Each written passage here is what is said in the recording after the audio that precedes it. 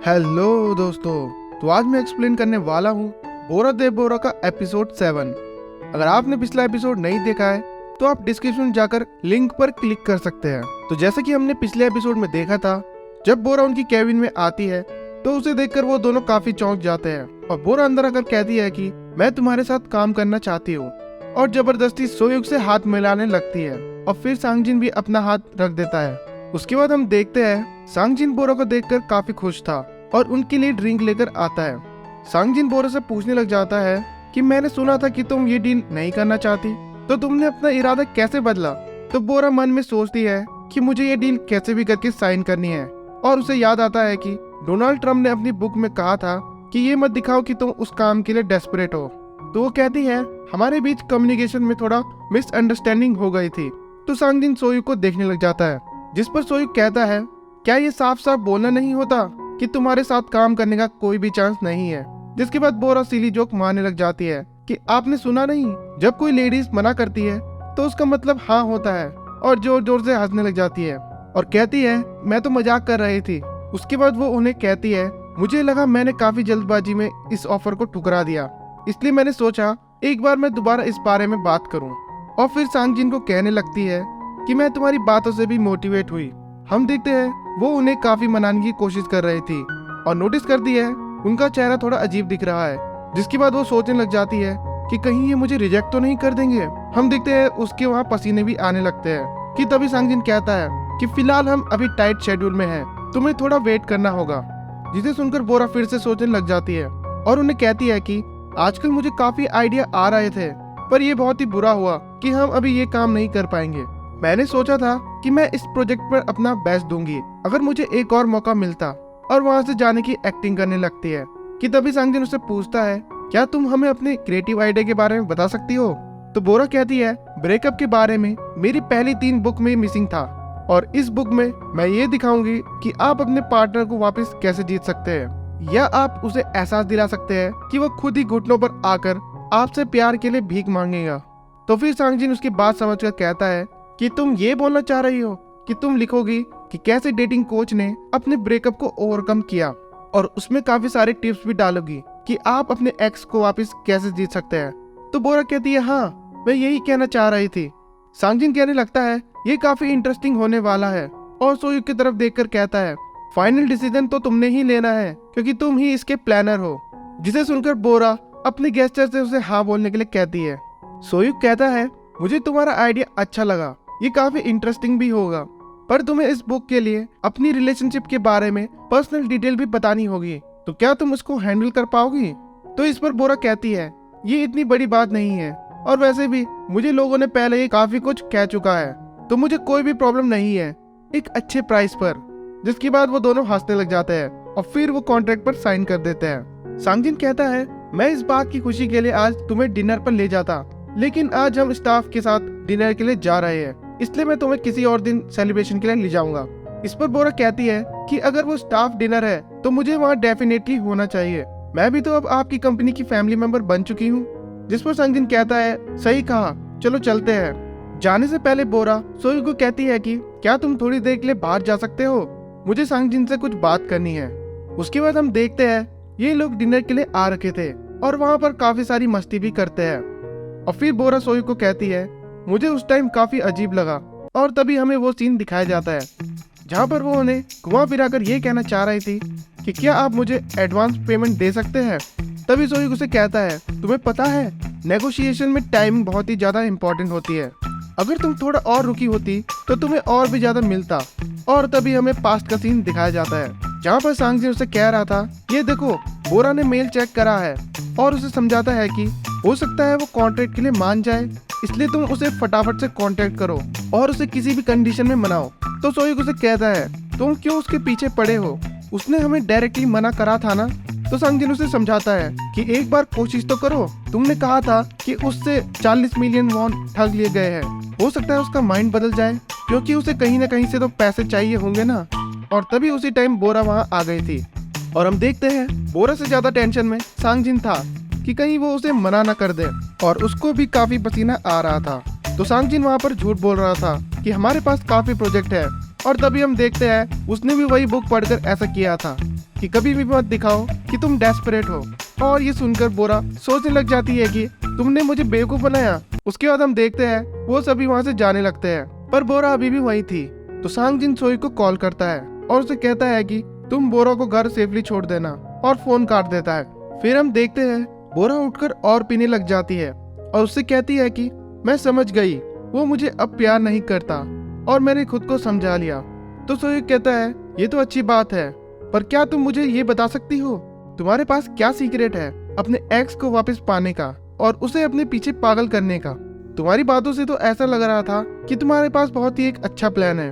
पर बोरा कुछ नहीं बोलती और तभी सोएब कहता है कहीं तुमने ऐसे ही तो नहीं बोल दिया? क्या तुमने बिना प्लान के कॉन्ट्रैक्ट पर साइन करा? तो बोरा कहती है नहीं, ऐसा नहीं है। प्लान बनाने से पहले मुझे कुछ एनालाइज करना है कि मैं हारी कैसे। उसके बाद जब वो वापस जा रहे थे तभी बोरा वहाँ पर बस देखती है और बस के पास जाकर कहती है कि चलो तुम्हें घर नहीं जाना। तो सोएब भी उस बस में चढ़ जाता है। उसके बाद बस में बैठकर बोरा कहने लग जाती है कि मैं समझ गई मैं क्यों हारी, क्योंकि मैं एज में थोड़ी बड़ी हूँ। उसे मैं बड़ी कैसे लग सकती हूँ? लोग मुझे देख के सोचते हैं कि मैं अभी भी स्टूडेंट हूँ। और तभी उसकी ये बातें सुनकर उसके बगल का पैसेंजर वहाँ से उठकर चले जाता है और फिर सोएब वहाँ बैठ जाता है। थोड़ी देर बाद हम देखते हैं बोरा उसके कंधे पर सो रखी थी और जब उसे होश आता है वो सोएब को कहती है कि मुझे टॉयलेट जाना है, जिसे सुनकर वो फटाफट से बस से उतरते हैं और आसपास जगह ढूंढने लग जाते हैं। बोरा को वहाँ एक जगह मिलती है और वो सोएब को कहती है कि मेरे लिए बाहर नजर रखना, जिसके बाद वो दूर खड़ा होकर बोरा का वेट करने लगता है। और तभी देखता है उसके पैर के पास से कुछ पानी सा आ रहा है और फिर वहाँ से अपना पैर हटा लेता है। अगले दिन हम देखते हैं बोरा सोकर उठती है और तभी उसे कल के बारे में याद आता है कि उसने क्या क्या करा था और वो फिर जोर जोर से चिल्लाने लग जाती है। नेक्स्ट सीन में हम देखते हैं बोरा को वही बातें बार बार याद आ रही थी और ये सारी चीजें सोचकर उसे काफी अजीब लग रहा था। फिर हम देखते हैं बोरा और यूजिंग अपने बार पर बैठे थे और तभी ये बात सुनकर यूजिंग जोर जोर से हंसने लग जाती है और पूछती है कि तुमने इतनी क्यों पी थी, और फिर उसे समझाने लगती है कि चलो जो भी हुआ है भूल जाओ। कि इतने में बोरा को सोएब का कॉल आता है तो वो यूजिंग से पूछती है कि मुझे मैसेज में क्या लिखना चाहिए, और उस मैसेज में उसने लिखा था कि मैं अभी सो रही हूँ तो इसलिए मैं अपना फोन नहीं उठा सकती, जिसे देखकर सोएब गहरी सांस लेने लग जाता है।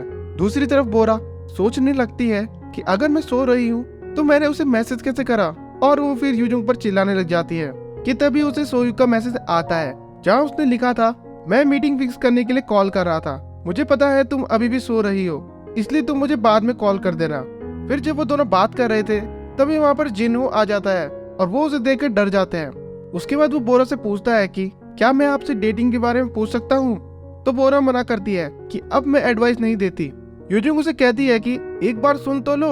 उसे एक लड़की को देखकर ऐसा लगा कि वो उसकी डेस्टिनी है। तो फिर बोरा मान जाती है और उसकी बातें सुनती है। जिनहो बताता है कि जब हम पहली बार मिले थे तो मैं जान गया था कि डेस्टिनी ने हमें एक साथ मिलाया है, और जब मैं बाहर में गया था सभी जगह अंधेरा था पर मैं सिर्फ उसे ही देख पा रहा था। उसको देखकर मेरा दिल जोर जोर से धड़क रहा था। मैंने उससे किसी तरह नंबर मांगा और हम रास्ते में भी टकराए। मैंने उसे मैसेज भी करा था तो उसने कहा कि अगर मैंने एक और मैसेज भेजा तो मैं तुम्हें ब्लॉक कर दूंगी। मेरे पास सिर्फ एक ही चांस है, मुझे कैसे अपनी फीलिंग को एक्सप्रेस करना चाहिए। तो बोरा कहती है हम उस लास्ट चांस को अभी इस्तेमाल नहीं करेंगे और बात के लिए रखेंगे, और अगर ये सच में डेस्टिनी होगी तो तुम दोबारा उससे जरूर मिलोगे, तो इसलिए अभी कुछ मत ट्राई करो। उसके बाद हम देखते हैं जिनहो ने उसे बेसमेंट में रहने के लिए कहा था, पर यह बात यूजिंग को पता नहीं थी और वो दोनों उससे छुपकर वहां रहते थे। अगले दिन हम देखते हैं बोरा और अपने नए घर पर शिफ्ट हो रहे थे और वहां पर अपना सामान सेट करने लग जाते हैं। फिर शाम को हम देखते हैं यूजिंग और जिनहो अपने घर पर वाइन पी रहे थे और वहां एंजॉय कर रहे थे। वहां से जाने के बाद जिनहो उससे पूछ रहा था कि आपने बताया कि मैं यहाँ रहता हूँ, तो जिनहो मना करता है। अगले दिन हम देखते हैं बोमी को सामान खरीदने के लिए एक मैसेज आता है और वहीं दूसरी तरफ हम जिनहो को देखते हैं जो कि उसी बस स्टॉप के पास आ रखा था जहाँ बोमी उतरी थी और वो वहां पर किसी का वेट कर रहा था। तभी उसे वहां पर बोमी दिखती है जो कि उसे ढूंढ रही थी जो उसका सामान खरीदने आ रहा था, और तभी बोमी भी उसे नोटिस करती है और हम देखते हैं जिसने उसे सामान खरीदने के लिए मैसेज किया था वो जिनहो ही होता है। जिनहो उसे कहने लग जाता है मैंने कहा था ना कि हमें किस्मत भी मिला रही है, और उसे कहता है जब भी मैं इस बस स्टेशन से गुजरता हूँ मैं हमेशा तुम्हारे बारे में सोचता हूँ। बोमी उसे कहती है फालतू चीजें मत बोलो, और वैसे भी मेरा एक बॉयफ्रेंड है। तो जीनू कहता है तुम्हारा कोई भी बॉयफ्रेंड नहीं है, क्योंकि तुमने लिखा था तुम ब्रेकअप के बाद ये सामान बेच रही हो। जिसे सुनकर वो वहां से जाने लगती है। जीनू उसे कहता है अगर हम फिर दोबारा मिले क्या तुम मेरे साथ डेट पर जाओगी, क्योंकि मुझे पता है हम एक दूसरे के लिए ही बने हैं। तो बोमी उसे कहती है कि तुम्हें जो सोचना है सोचो और मेरा पीछा करना बंद करो, वरना मैं तुम्हें मार डालूंगी, और वहां से जाने लगती है। उसके बाद हम देखते हैं सोयुक अपने फोन पर बोरा का नंबर देखकर कहता है कि इस बार वो क्या बहाना बनाएगी, और हम देखते हैं वो उसे हर दिन मीटिंग के लिए कॉल कर रहा था, पर वो हर टाइम बहाना बना रही थी। तो फिर एक दिन वो कहता है मुझे लग ही रहा था कुछ गड़बड़ हो सकती है, इसलिए मैं तुम्हें अभी वीडियो कॉल कर रहा हूँ। हम देखते हैं सोयुक उसे देखकर कहने लग जाता है क्या तुम्हें सच में चोट लगी है? कोई बात नहीं, मैं मीटिंग कैंसिल करवा दूंगा। और इतने में बोरा के घर यूजुंग भी आ जाती है और वो कहने लग जाती है मैं तुम्हारे लिए काफी सामान लाई हूँ नए घर की पार्टी के लिए। बोरा सोयुक को कहती है कि मैं अभी आई, और यूजुंग को समझाने लग जाती है कि मैं अभी मीटिंग में थी, पर उसे लग रहा था कि वो झूठ बोल रही है। और जैसे ही वो उसका लैपटॉप देखती है वहाँ पर उसे सोयुक दिखता है। इतने में वहाँ पर बोमी भी आ जाती है और वो उन्हें हाय वगैरह करने लग जाता है।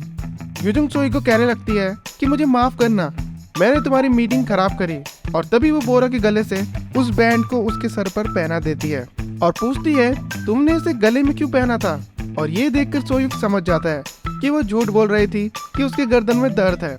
और फिर वो दोनों एक दूसरे को देखकर हंसने लग जाते हैं। और इसी के साथ ये एपिसोड यहाँ खत्म हो जाता है। तो मिलते हैं इसके अगले एपिसोड के एक्सप्लेनेशन में। अभी के लिए इतना ही।